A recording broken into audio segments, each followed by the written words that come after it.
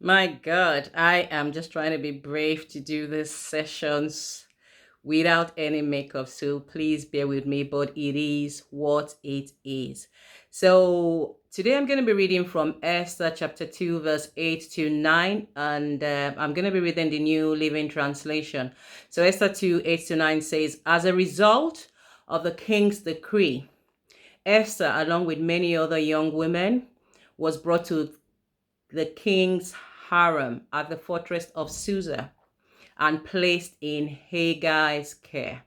Haggai is a very important name to take note of. So Haggai was very impressed with Esther and treated her kindly. He quickly ordered a special menu. So there are seasons in our lives where we can't just eat anything.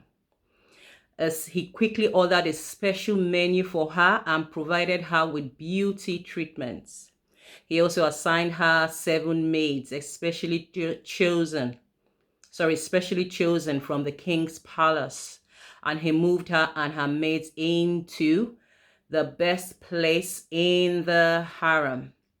So according to one source, Haggai, he knew the king's taste and singled out the best candidates for special attention.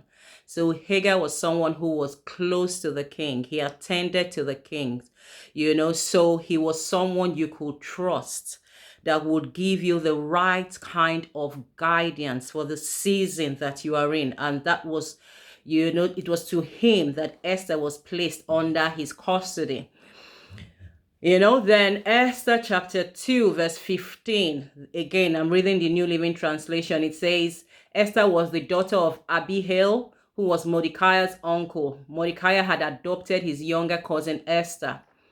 When it was Esther's turn to go to the king, she accepted the advice of Haggai, the eunuch in charge of harem. She accepted the advice of Haggai. She asked for nothing except what he suggested, and she was admired by everyone who saw her. She asked for nothing for what Haggai advised her to ask of the king. The Voice translation, one of these translations on the Bible Gateway website, it says, when it was time for Esther, whom Mordecai had adopted, to go into the king, she didn't ask for anything special. She took only what Haggai suggested. Since he was the king's eunuch in charge of the women, he would know what was best. Now, Esther had some special qualities that made her to stand out, and all who met her favored her. So, when asked what she wanted to take to the king, though she had free choice to take whatever she wanted, all the designer clothes, the best makeup, she had a choice. But she decided to rely on Haggai's wisdom, because apparently Haggai knew the king's preference. So he was able to give Esther good advice, which she wisely accepted and followed, and it got her the position.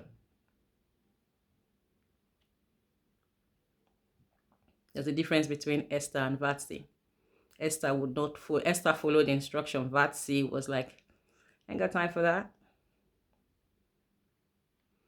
Well, these are things we're going to explore during our program, Prepping for the King.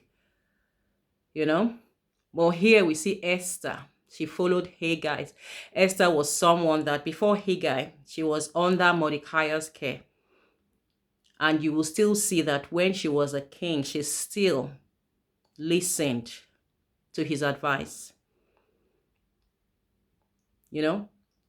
One of the things I found myself saying recently is that I have to be very intentional about the kind of information I go after. I ain't got time to waste. Ain't nobody got time for that. And like someone said, if you want to keep me awake all night, pondering on what you have said, then say something, because ain't nobody got time for that. After the year that we've had, ain't nobody got time for that. Haggai was someone that was very important in this lady's life in that season.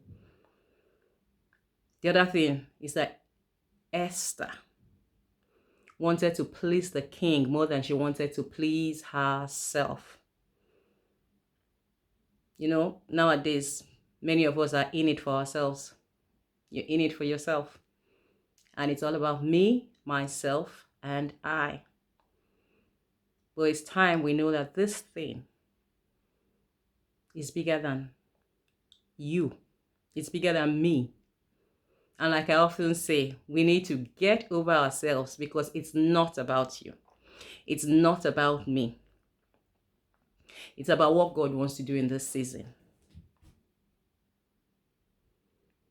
If you are in the season, you know, there's so much talk about kingdom marriages. And normally I'm not one of, I'm just like, leave people. But God has just been showing, certain things, and it's really not about, there's a bigger picture. Yes, you get your Boaz or whatever. You get your king. But this is really about what the Lord is doing in the time that we're in, because he's coming for a bride. He's coming for a church without spots, without blemish.